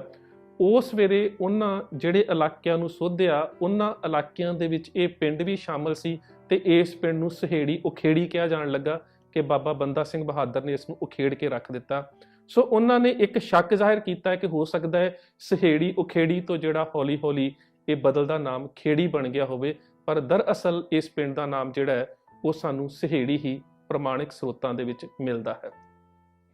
ਜਿਹੜਾ ਇੱਥੋਂ ਦਾ ਅੱਗੇ ਦਾ ਘਟਨਾਕ੍ਰਮ ਹੈ ਕਿ ਮਾਤਾ ਜੀ ਦੇ ਕੋਲ ਇੱਕ ਮਾਇਆ ਵਾਲੀ ਖੁਰਜੀ ਸੀ, ਉਸ ਦਾ ਜ਼ਿਕਰ ਵੀ ਦੁੰਨਾ ਸਿੰਘ ਹੰਡੂਰੀਆ ਨੇ ਕੀਤਾ ਹੈ। ਉਸ ਤੋਂ ਬਾਅਦ ਇਹ ਵੀ ਜ਼ਿਕਰ ਮਿਲਦਾ ਹੈ ਕਿ ਉਹਨਾਂ ਮਸੰਦਾਂ ਨੇ ਉਹ ਜਿਹੜੀ ਖੁਰਜੀ ਸੀ ਉਹ ਚੋਰੀ ਕਰ ਲਈ। ਭਈ ਰੈਨ ਖੁਰਜੀ ਤਿੰਨ ਲੀਨੀ ਜਾ ਕੇ ਚੋਏ ਮੇ ਗੱਡ ਦੀਨੀ, ਉਹਦੇ ਵਿੱਚ ਇਹ ਜ਼ਿਕਰ ਮਿਲਦਾ ਹੈ ਇਸ ਸਰੋਤ ਦੇ ਵਿੱਚ ਕਿ ਉਹਨਾਂ ਮਸੰਦਾਂ ਨੇ ਮਾਤਾ ਜੀ ਦੀ ਉਹ ਮਾਇਆ ਵਾਲੀ ਖੁਰਜੀ ਚੋਰੀ ਕਰ ਲਈ ਤੇ ਜਾ ਕੇ ਇੱਕ ਚੋਏ ਦੇ ਵਿੱਚ ਪਿੱਛੇ ਇੱਕ ਚੋ ਵਗਦਾ ਸੀ ਜਿਸ ਦੇ ਵਿੱਚ ਦੱਬ ਦਿੱਤੀ। ਔਰ ਇਹ ਵੀ ਜ਼ਿਕਰ ਮਿਲਦਾ ਹੈ ਕਿ ਉਸ ਤੋਂ ਬਾਅਦ ਉਸ ਚੋ ਦੇ ਵਿੱਚ ਹੜ੍ਹ ਆ ਗਿਆ ਤੇ ਉਹ ਜਿਹੜੀ ਖੁਰਜੀ ਸੀ ਜਿਨ੍ਹਾਂ ਨੇ ਲੁਕਾਈ ਸੀ ਉਹਨਾਂ ਨੂੰ ਵੀ ਨਾ ਮਿਲੀ। ਮਾਤਾ ਜੀ ਨੇ ਖੁਰਜੀ ਦੀ ਭਾਲ ਕੀਤੀ ਤੇ ਜਦੋਂ ਖੁਰਜੀ ਦੀ ਭਾਲ ਕਰਦਿਆਂ ਉਹਨਾਂ ਨੇ ਜਿਨ੍ਹਾਂ ਨੇ ਆਪਣੇ ਘਰ ਦੇ ਵਿੱਚ ਮਾਤਾ ਜੀ ਨੂੰ ਰਹਿਣ ਦੇ ਵਾਸਤੇ ਜਗ੍ਹਾ ਦਿੱਤੀ ਸੀ, ਜਦੋਂ ਉਹਨਾਂ ਦਾ ਮਾਤਾ ਜੀ ਨੇ ਉਹਨਾਂ ਤੋਂ ਪੁੱਛਗਿੱਛ ਕੀਤੀ ਤਾਂ ਉਹਨਾਂ ਨੇ ਕਿਹਾ ਕਿ ਹਮ ਗ੍ਰਹਿ ਰਾਖਤ ਆਪਣੇ ਤੁਮ ਹਮਕੋ ਤੋਹਮਤ ਦੇ, ਕਿ ਅਸੀਂ ਤਾਂ ਤੁਹਾਨੂੰ ਗੁਰੂ ਘਰ ਦੇ ਜਿਹੜੇ ਬੱਚੇ ਜਾਂ ਗੁਰੂ ਘਰ ਦੇ ਜਿਹੜੇ ਫਰਜ਼ੰਦ ਨੇ ਜਾਂ ਗੁਰੂ ਘਰ ਦੇ ਜਿਹੜੇ ਮਾਤਾ ਜੀ ਨੇ ਉਹਨਾਂ ਨੂੰ ਹਕੂਮਤ ਦੇ ਬਾਗੀ ਜਾਣ ਕੇ ਆਪਣੇ ਘਰ ਦੇ ਵਿੱਚ ਪਨਾਹ ਦਿੱਤੀ ਤੇ ਤੁਸੀਂ ਸਾਡੇ ਉੱਪਰ ਚੋਰੀ ਦੀ ਤੋਹਮਤ ਲਾ ਰਹੇ ਹੋ। ਸੋ ਇਹ ਜਿਹੜੀ ਗੱਲ ਹੈ ਧੁੰਮਾ ਔਰ ਦਰਬਾਰੀ, ਇੱਥੋਂ ਤੱਕ ਤਾਂ ਕਾਫੀ ਹੱਦ ਤੱਕ ਪ੍ਰਤੀਤ ਹੁੰਦੀ ਹੈ ਕਿ ਦੁੰਨਾ ਸਿੰਘ ਹੰਡੂਰੀਆ ਦੇ ਮੁਤਾਬਕ ਉਹ ਕੁੰਮੇ ਮਾਸ਼ਕੀ ਦੀ ਝੁੱਗੀ ਦੇ ਵਿੱਚੋਂ ਲੈਣ ਆਏ, ਪਰ ਉਸ ਤੋਂ ਬਾਅਦ ਦਾ ਜਿੰਨਾ ਵੀ ਹਾਲ ਹੈ ਉਹ ਸਾਰਾ ਸੁਣਿਆ ਸੁਣਾਇਆ ਹੈ। ਔਰ ਉਹ ਬਹੁਤ ਸਾਰੇ ਐਸੇ ਹਾਲਾਤ ਨੇ ਜਿਹੜੇ ਕਿ ਸਾਡੇ ਪ੍ਰਮਾਣਿਕ ਇਤਿਹਾਸ ਔਰ ਗੁਰਮਤ ਵਿਚਾਰਧਾਰਾ ਦੇ ਉੱਪਰ ਪੂਰੇ ਨਹੀਂ ਉਤਰਦੇ। ਉਸ ਤੋਂ ਬਾਅਦ ਅਗਲਾ ਜ਼ਿਕਰ ਜਿਹੜਾ ਦੁੰਨਾ ਸਿੰਘ ਹੰਡੂਰੀਆ ਨੇ ਕੀਤਾ ਹੈ ਕਿ ਮਾਤਾ ਜੀ ਔਰ ਗੁਰੂ ਸਾਹਿਬ ਦੇ ਫਰਜ਼ੰਦਾਂ ਨੂੰ ਇਹਨਾਂ ਮਸੰਦਾਂ ਨੇ ਘਰ ਦੇ ਵਿੱਚੋਂ ਬਾਹਰ ਕੱਢ ਦਿੱਤਾ ਤੇ ਮਾਤਾ ਜੀ ਬਾਹਰ ਜਾ ਕੇ ਇੱਕ ਰੁੱਖ ਦੇ ਹੇਠਾਂ ਬੈਠ ਗਏ। ਔਰ ਅਗਲੀਆਂ ਗੱਲਾਂ ਜਿਹੜੀਆਂ ਨੇ ਉਹ ਸਾਡੀ ਗੁਰਮਤ ਵਿਚਾਰਧਾਰਾ ਦੇ ਉੱਪਰ ਪੂਰੀਆਂ ਨਹੀਂ ਉਤਰਦੀਆਂ। ਉਹਨਾਂ ਦੇ ਵਿੱਚ ਇਹ ਜ਼ਿਕਰ ਕੀਤਾ ਹੈ ਕਿ ਮਾਤਾ ਜੀ ਨੇ ਬਹੁਤ ਜ਼ਿਆਦਾ ਰੁਦਨ ਕੀਤਾ, ਵਿਰਲਾਪ ਕੀਤਾ ਕਿ ਮੇਰੇ ਕੋਲ ਗੁਰੂ ਸਾਹਿਬ ਦੇ ਛੋਟੇ ਛੋਟੇ ਫਰਜ਼ੰਦ ਨੇ ਤੇ ਇਹਨਾਂ ਹਾਲਾਤਾਂ ਦੇ ਵਿੱਚ ਸਾਨੂੰ ਘਰੋਂ ਬਾਹਰ ਕੱਢ ਦਿੱਤਾ ਗਿਆ ਹੈ। ਮਾਤਾ ਜੀ ਉੱਥੇ ਬੱਚਿਆਂ ਨੂੰ ਜਿਹੜਾ ਉਹ ਹੌਸਲਾ ਵੀ ਦਿੰਦੇ ਵਿਖਾਏ ਗਏ ਨੇ। ਔਰ ਇੱਥੋਂ ਤੱਕ ਜ਼ਿਕਰ ਕੀਤਾ ਗਿਆ ਹੈ ਕਿ ਮਾਤਾ ਗੁਜਰ ਕੌਰ ਜੀ ਨੇ ਉਸ ਵੇਲੇ ਪਿੰਡ ਦੀ ਪੰਚਾਇਤ ਦੇ ਨਾਲ ਵੀ ਸੰਪਰਕ ਕੀਤਾ ਕਿ ਸਾਡੀ ਰੱਖਿਆ ਕੀਤੀ ਜਾਵੇ, ਪਰ ਪਿੰਡ ਦੇ ਵਿੱਚੋਂ ਕਿਸੇ ਨੇ ਵੀ ਉਹਨਾਂ ਨੂੰ ਪਨਾਹ ਦੇਣ ਦੀ ਹਾਮੀ ਨਾ ਭਰੀ। ਇੱਕ ਜ਼ਿਕਰ ਇਸਨੇ ਹੋਰ ਕੀਤਾ ਹੈ ਕਿ ਇੱਕ ਉਸਦਾ ਨਾਮ ਨਹੀਂ ਇਸਨੇ ਲਿਖਿਆ ਕਿ ਤਰਖਾਣ ਬਰਾਦਰੀ ਦੇ ਵਿੱਚੋਂ ਇੱਕ ਵਿਅਕਤੀ ਜਿਹੜਾ ਗੁਰੂ ਘਰ ਦਾ ਸ਼ਰਧਾਲੂ ਸੀ ਉਹ ਮਾਤਾ ਜੀ ਦੇ ਕੋਲ ਆਇਆ ਤੇ ਆ ਕੇ ਕਹਿਣ ਲੱਗਾ ਕਿ ਜੇਕਰ ਇਹ ਗੱਲ ਪਿੰਡ ਦੇ ਵਿੱਚ ਨਾ ਫੈਲੀ ਹੁੰਦੀ ਕਿ ਤੁਹਾਨੂੰ ਇਸ ਪਿੰਡ ਦੇ ਵਿੱਚ ਪਨਾਹ ਦਿੱਤੀ ਗਈ ਹੈ ਤੇ ਮੈਂ ਇੱਕ ਰਾਤ ਤੁਹਾਨੂੰ ਆਪਣੇ ਘਰ ਰੱਖ ਸਕਦਾ ਸੀ, ਪਰ ਹੁਣ ਮੈਂ ਤੁਹਾਨੂੰ ਆਪਣੇ ਘਰ ਨਹੀਂ ਰੱਖ ਸਕਦਾ। ਸੋ ਇਹ ਜਿਹੜਾ ਘਟਨਾਕ੍ਰਮ ਹੈ ਇੱਥੇ ਮਾਤਾ ਜੀ ਨੂੰ ਬਹੁਤ ਜ਼ਿਆਦਾ ਵਿਰਲਾਪ ਕਰਦੇ ਜਾਂ ਇਹਨੇ ਰੁਦਨ ਕਰਦੇ ਸ਼ਬਦ ਵਰਤਿਆ ਹੈ। ਐਸੇ ਸ਼ਬਦ ਵਰਤੇ ਨੇ ਜਿਹੜੇ ਕਿ ਮੇਰੇ ਖਿਆਲ ਦੇ ਨਾਲ ਗੁਰਮਤ ਵਿਚਾਰਧਾਰਾ ਦੇ ਅਨੁਕੂਲ ਨਹੀਂ ਕਿ ਮਾਤਾ ਜੀ ਨੇ ਉੱਥੇ ਕਿਸੇ ਤਰ੍ਹਾਂ ਦਾ ਕੋਈ ਰੁਦਨ ਕੀਤਾ ਹੋਵੇ ਜਾਂ ਵਿਰਲਾਪ ਕੀਤਾ ਹੋਵੇ। ਉਸ ਤੋਂ ਬਾਅਦ ਇਹ ਮਰਿੰਡੇ ਦੇ ਹਾਕਮਾਂ ਦੀ ਗੱਲ ਕਰਦਾ ਹੈ, ਪਰ ਇੱਕ ਬਹੁਤ ਵੱਡੀ ਉਕਾਈ ਕਰ ਗਿਆ ਕਿ ਇਸ ਨੇ ਮਰਿੰਡੇ ਲੈ ਕੇ ਜਾਣ ਦਾ ਕੋਈ ਜ਼ਿਕਰ ਨਹੀਂ ਕੀਤਾ। ਇਸ ਨੇ ਸਿੱਧਾ ਜ਼ਿਕਰ ਕੀਤਾ ਹੈ ਕਿ ਉਸ ਵੇਲੇ ਮਰਿੰਡੇ ਦੇ ਹਾਕਮ, ਭਾਵੇਂ ਉਹਨਾਂ ਦਾ ਇਸ ਸਰੋਤ ਦੇ ਵਿੱਚ ਨਾਮ ਵੀ ਨਹੀਂ ਦਿੱਤਾ ਗਿਆ, ਇਹ ਦੱਸਿਆ ਗਿਆ ਹੈ ਕਿ ਜਿਹੜੇ ਮਰਿੰਡੇ ਦੇ ਹਾਕਮ ਸੀ ਉਹ ਮਾਤਾ ਜੀ ਨੂੰ ਔਰ ਗੁਰੂ ਸਾਹਿਬ ਦੇ ਜਿਹੜੇ ਫਰਜ਼ੰਦ ਸੀ ਉਹਨਾਂ ਨੂੰ ਸਰਹੰਦ ਲੈ ਗਏ। ਸਰਹੰਦ ਜਾ ਕੇ ਵੀ ਸਿੱਧਾ ਉਹਨਾਂ ਦੀ ਵਜ਼ੀਰ ਖਾਨ ਦੇ ਕੋਲ ਪੇਸ਼ੀ ਦਾ ਜਾਂ ਠੰਡੇ ਬੁਰਜ ਦਾ ਜ਼ਿਕਰ ਇੱਕਦਮ ਨਹੀਂ ਆਉਂਦਾ, ਬਲਕਿ ਕੇਵਲ ਤੇ ਕੇਵਲ ਇੰਨਾ ਕੁ ਜ਼ਿਕਰ ਸਾਨੂੰ ਇਸ ਸਰੋਤ ਦੇ ਵਿੱਚ ਮਿਲਦਾ ਹੈ ਕਿ ਉੱਥੇ ਜਾ ਕੇ ਵੀ ਮਾਤਾ ਜੀ ਬਾਰ-ਬਾਰ ਇੱਕ ਰੁੱਖ ਦੇ ਹੇਠਾਂ ਬੈਠ ਗਏ ਔਰ ਉਹਨਾਂ ਦੀ ਬੁੱਕਲ ਦੇ ਵਿੱਚ ਗੁਰੂ ਸਾਹਿਬ ਦੇ 2 ਫਰਜ਼ੰਦ ਨੇ ਤੇ ਲੋਕ ਉਹਨਾਂ ਨੂੰ ਪੁੱਛਦੇ ਨੇ ਕਿ ਤੁਹਾਡੀ ਬੁੱਕਲ ਦੇ ਵਿੱਚ ਇਹ ਕੌਣ ਹੈ। ਤੇ ਜਿਹੜੇ ਉੱਥੇ ਸ਼ਬਦ, ਇਹੀ ਸ਼ਬਦ ਪਹਿਲਾਂ ਸਹੇੜੀ ਪਿੰਡ ਦੇ ਵਿੱਚ ਵੀ ਇਸ ਲੇਖਕ ਦੇ ਵੱਲੋਂ ਮਾਤਾ ਜੀ ਦੇ ਮੂੰਹੋਂ ਅਖਵਾਏ ਨੇ ਤੇ ਇਹੀ ਸ਼ਬਦ ਸਰਹੰਦ ਦੇ ਵਿੱਚ ਮਾਤਾ ਜੀ ਦੇ ਮੁਖਾਰਬਿੰਦ ਤੋਂ ਅਖਵਾਏ ਗਏ ਨੇ ਕਿ ਮੈਂ ਗੁਰੂ ਘਰ ਦੀ ਟਹਿਲਣ ਹਾਂ। ਉੱਥੇ ਸ਼ਬਦ ਧੀਵਰੀ ਵਰਤਿਆ ਹੈ। ਜੇਕਰ ਤੁਸੀਂ ਗੁਰਸ਼ਬਦ ਰਤਨਾਕਰ ਮਹਾਨ ਕੋਸ਼ ਦੇ ਵਿੱਚ ਧੀਵਰੀ ਸ਼ਬਦ ਦੇ ਅਰਥ ਵੇਖੋ ਤਾਂ ਸ਼ਬਦ ਝੀਵਰੀ ਬਣਦਾ ਹੈ ਕਿ ਝੀਰ ਬਰਾਦਰੀ ਦੇ ਵਿੱਚੋਂ, ਕਿ ਮੈਂ ਗੁਰੂ ਘਰ ਦੇ ਵਿੱਚ ਕੰਮ ਕਰਨ ਵਾਲੀ ਝਿਉਰੀ ਹਾਂ ਤੇ ਇਹ ਮੇਰੇ ਬੱਚੇ ਹਨ, ਇਹਨਾਂ ਦਾ ਗੁਰੂ ਪਰਿਵਾਰ ਦੇ ਨਾਲ ਜਾਂ ਗੁਰੂ ਘਰ ਦੇ ਨਾਲ ਕੋਈ ਸੰਬੰਧ ਨਹੀਂ। ਸੋ ਇਹ ਗੱਲ ਜਿਹੜੀ ਆ ਬਿਲਕੁਲ ਗੈਰ ਪ੍ਰਮਾਣਿਤ ਲੱਗਦੀ ਹੈ ਕਿ ਮਾਤਾ ਜੀ ਨੇ ਇਸ ਤਰ੍ਹਾਂ ਦਾ ਕੋਈ ਝੂਠ ਬੋਲਿਆ ਹੋਵੇਗਾ ਕਿ ਮੈਂ ਗੁਰੂ ਗੋਬਿੰਦ ਸਿੰਘ ਮਹਾਰਾਜ ਦੀ ਮਾਤਾ ਨਹੀਂ ਹਾਂ, ਬਲਕਿ ਗੁਰੂ ਸਾਹਿਬ ਦੇ ਘਰ ਦੇ ਵਿੱਚ ਮੈਂ ਇੱਕ ਕੰਮ ਕਰਨ ਵਾਲੀ ਜਿਹੜੀ ਔਰਤ ਹਾਂ, ਮੈਂ ਇੱਕ ਝਿਉਰੀ ਹਾਂ। ਔਰ ਇਹ ਗੱਲ ਜਿਹੜੀ ਹੈ ਇਤਿਹਾਸਕ ਸਰੋਤਾਂ ਦੇ ਮੁਤਾਬਕ ਜਾਂ ਗੁਰਮਤ ਵਿਚਾਰਧਾਰਾ ਦੇ ਅਨੁਕੂਲ ਬਿਲਕੁਲ ਨਹੀਂ ਲੱਗਦੀ। ਉਸ ਤੋਂ ਅਗਲੀ ਗੱਲ ਇਹ ਹੈ ਕਿ ਲੋਕ ਆ ਕੇ ਸਰਹੰਦ ਤੇ ਮਾਤਾ ਜੀ ਨੂੰ ਬਾਰ-ਬਾਰ ਸਵਾਲ ਕਰਦੇ ਨੇ ਕਿ ਤੁਹਾਡੀ ਬੁੱਕਲ ਦੇ ਵਿੱਚ ਇਹ ਜਿਹੜੇ ਸੋਹਣੇ ਬੱਚੇ ਨੇ ਇਹ ਝੀਰਾਂ ਦੇ ਬੱਚੇ ਨਹੀਂ ਲੱਗਦੇ, ਇਹ ਤਾਂ ਕਿਸੇ ਉੱਚੀ ਕੁਲ ਦੇ ਬੱਚੇ ਲੱਗਦੇ ਨੇ। ਤੇ ਮਾਤਾ ਜੀ ਬਾਰ-ਬਾਰ ਜਿਹੜੇ ਨੇ ਉਹਨਾਂ ਲੋਕਾਂ ਨੂੰ ਕਹਿੰਦੇ ਨੇ ਕਿ ਨਹੀਂ, ਮੈਂ ਗੁਰੂ ਘਰ ਦੀ ਟਹਿਲਣ ਹਾਂ, ਮੈਂ ਗੁਰੂ ਘਰ ਦੀ ਨੌਕਰਾਣੀ ਹਾਂ, ਮੈਂ ਧੀਵਰੀ ਹਾਂ ਔਰ ਇਹ ਮੇਰੇ ਬੱਚੇ ਹਨ। ਉਸ ਤੋਂ ਬਾਅਦ ਇਸੇ ਹੀ ਰਚਨਾ ਦੇ ਵਿੱਚ ਸੁੱਚਾਨੰਦ ਦਾ ਜ਼ਿਕਰ ਆਉਂਦਾ ਹੈ ਕਿ ਸੁੱਚਾਨੰਦ ਉੱਥੇ ਆ ਜਾਂਦਾ ਹੈ ਤੇ ਉੱਥੇ ਮਾਤਾ ਜੀ ਦੇ ਔਰ ਸੁੱਚਾਨੰਦ ਦੇ ਜਿਹੜੇ ਨੇ ਸਵਾਲ ਜਵਾਬ ਜਿਹੜੇ ਨੇ ਉਹ ਦਰਸਾਏ ਗਏ ਨੇ, ਜਿਹੜੇ ਕਿਸੇ ਵੀ ਤਰ੍ਹਾਂ ਦੇ ਨਾਲ ਇਤਿਹਾਸਕ ਸਰੋਤਾਂ ਦੇ ਉੱਪਰ ਪੂਰੇ ਨਹੀਂ ਉਤਰਦੇ। ਜਿਸ ਵੇਲੇ ਸੁੱਚਾਨੰਦ ਆਉਂਦਾ ਹੈ ਤੇ ਮਾਤਾ ਜੀ ਗੁਰੂ ਸਾਹਿਬ ਦੇ ਫਰਜ਼ੰਦਾਂ ਨੂੰ ਹੌਸਲਾ ਦਿੰਦੇ ਨੇ ਕਿ ਹੁਣ ਇਹ ਸਾਡੇ ਹਮਾਇਤੀ ਆ ਗਏ ਨੇ, ਤੁਹਾਨੂੰ ਹੁਣ ਡਰਨ ਦੀ ਲੋੜ ਨਹੀਂ, ਇਹ ਤੁਹਾਨੂੰ ਬਚਾ ਲੈਣਗੇ, ਬੜਾ ਹੌਸਲਾ ਦਿੰਦੇ ਨੇ। ਤੇ ਉਸ ਵੇਲੇ ਸੁੱਚਾਨੰਦ ਜਿਹੜਾ ਹੈ ਉਹ ਮਾਤਾ ਜੀ ਨੂੰ ਕਹਿੰਦਾ ਹੈ ਕਿ ਕਿਸੇ ਸਮੇਂ ਮੈਂ ਤੁਹਾਡੇ ਕੋਲ ਗਿਆ ਸੀ ਤੇ ਤੁਸੀਂ ਮੈਨੂੰ ਠੁਕਰਾਇਆ ਸੀ ਤੇ ਹੁਣ ਮੈਂ ਤੁਹਾਡੀ ਕੋਈ ਮਦਦ ਨਹੀਂ ਕਰ ਸਕਦਾ। ਔਰ ਬੜੇ ਗਲਤ ਸ਼ਬਦ ਉਹ ਮਾਤਾ ਜੀ ਵਾਸਤੇ ਵਰਤਦਾ ਹੈ। ਔਰ ਇਸ ਸਰੋਤ ਦੇ ਵਿੱਚ ਇਹ ਵੀ ਲਿਖਿਆ ਹੈ ਕਿ ਮਾਤਾ ਜੀ ਉਹਦੇ ਸ਼ਬਦਾਂ ਤੋਂ ਸ਼ਰਮਸ਼ਾਰ ਹੋ ਕੇ ਆਪਣਾ ਜਿਹੜਾ ਉਹ ਮੂੰਹ ਨੀਵਾਂ ਕਰ ਲੈਂਦੇ ਨੇ, ਭਾਵ ਕਿ ਨੀਵੀਂ ਪਾ ਲੈਂਦੇ ਨੇ। ਸੋ ਇਹ ਜਿਹੜੀ ਗੱਲ ਹੈ ਇਸ ਸਰੋਤ ਦੀ ਕਿਸੇ ਵੀ ਤਰ੍ਹਾਂ ਦੇ ਨਾਲ ਗੁਰਮਤ ਵਿਚਾਰਧਾਰਾ ਦੇ ਅਨੁਕੂਲ ਨਹੀਂ ਹੈ। ਉਸ ਤੋਂ ਬਾਅਦ ਗੁਰੂ ਸਾਹਿਬ ਦੇ ਫਰਜ਼ੰਦਾਂ ਨੂੰ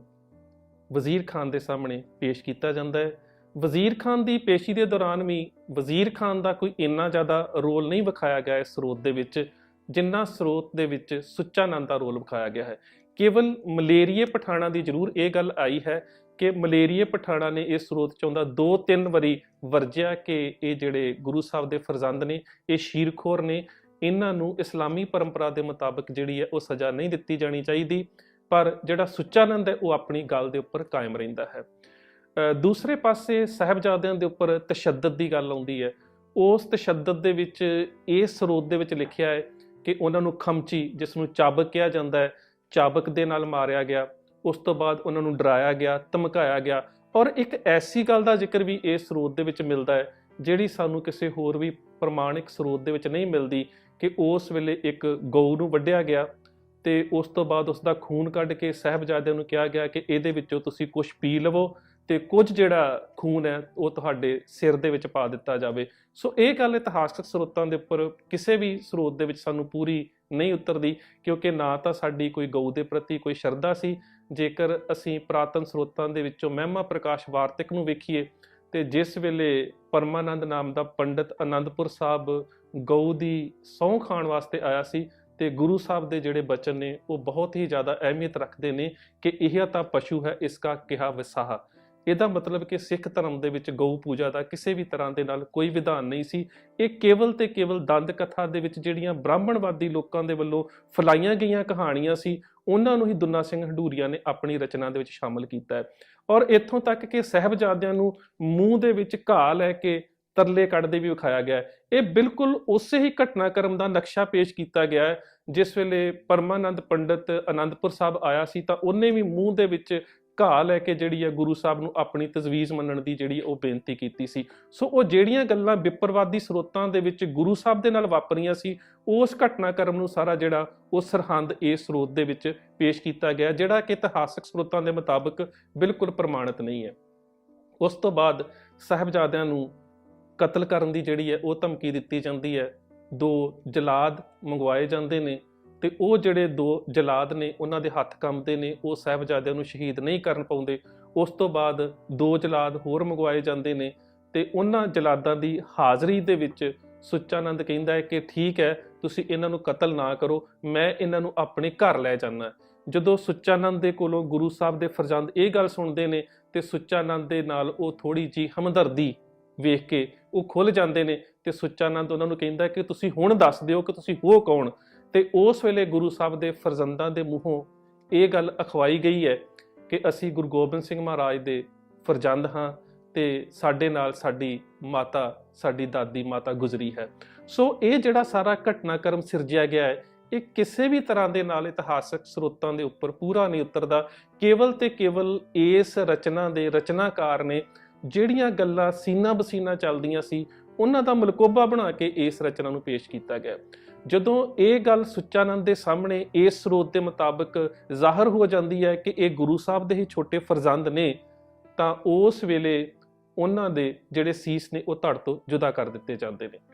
ਜਦੋਂ ਸੀਸ ਧੜ ਤੋਂ ਜੁਦਾ ਕੀਤੇ ਜਾਂਦੇ ਨੇ ਤੇ ਉਸ ਵੇਲੇ ਉਹਨਾਂ ਦੇ ਸਰੀਰਾਂ ਦੇ ਵਿੱਚੋਂ ਖੂਨ ਨਹੀਂ ਨਿਕਲਦਾ, ਬਲਕਿ ਦੁੱਧ ਨਿਕਲਦਾ ਹੈ। ਤੇ ਉਸ ਵੇਲੇ ਸੁੱਚਾਨੰਦ ਜਿਹੜਾ ਉਹ 2 ਜਲਾਦਾਂ ਨੂੰ ਕਹਿੰਦਾ ਹੈ ਕਿ ਤੁਸੀਂ ਕੜਾਈ ਦੇ ਵਿੱਚ ਤੇਲ ਪਾ ਕੇ ਲੈ ਕੇ ਆਓ ਤੇ ਇਹਨਾਂ ਦੇ ਜਿਹੜੇ ਸਿਰ ਨੇ ਉਸ ਕੜਾਈ ਦੇ ਵਿੱਚ ਸੁੱਟੋ, ਕਿਉਂਕਿ ਇਹਨਾਂ ਦੀ ਪੂਰੀ ਜਿਹੜੀ ਥੰਧਿਆਈ ਹੈ ਦੁੱਧ ਦੀ ਉਹ ਕੱਢੀ ਜਾਵੇ। ਪਰ ਉਹ ਜਿਹੜੀ ਕੜਾਹੀ ਦੇ ਕੋਲ ਜਿਹੜੇ ਜਲਾਦ ਆਉਂਦੇ ਨੇ ਉਹ ਸੜ ਜਾਂਦੇ ਨੇ ਤੇ ਜਿਹੜੇ ਸਾਹਿਬਜ਼ਾਦਿਆਂ ਦੇ ਸਿਰ ਹੁੰਦੇ ਨੇ ਉਹ ਕੜਾਹੀ ਦੇ ਵਿੱਚ ਵੀ ਸਲਾਮਤ ਰਹਿੰਦੇ ਨੇ। ਸੋ ਇਹ ਗੱਲ ਵੀ ਸਾਡੇ ਪ੍ਰਮਾਣਿਕ ਇਤਿਹਾਸ ਜਾਂ ਸਾਡੀ ਗੁਰਮਤਿ ਵਿਚਾਰਧਾਰਾ ਦੇ ਕਿਸੇ ਵੀ ਤਰ੍ਹਾਂ ਦੇ ਨਾਲ ਅਨੁਕੂਲ ਨਹੀਂ ਹੈ। ਉਸ ਤੋਂ ਬਾਅਦ ਸਾਹਿਬਜ਼ਾਦਿਆਂ ਦੇ ਜਿਹੜੇ ਸੀਸ ਨੇ ਉਹ ਕੱਢੇ ਜਾਂਦੇ ਨੇ ਤੇ ਇੱਕ ਚਬੂਤਰੇ ਦੇ ਥੱਲੇ ਰੱਖ ਕੇ ਇੱਕ ਥੜਾ ਬਣਾ ਦਿੱਤਾ ਜਾਂਦਾ ਹੈ। ਤੇ ਫਿਰ ਇੱਕ ਵੱਖਰੇ ਘਟਨਾਕ੍ਰਮ ਨੂੰ ਇਸੇ ਸਰੋਤ ਦੇ ਵਿੱਚ ਜਨਮ ਦਿੱਤਾ ਗਿਆ ਹੈ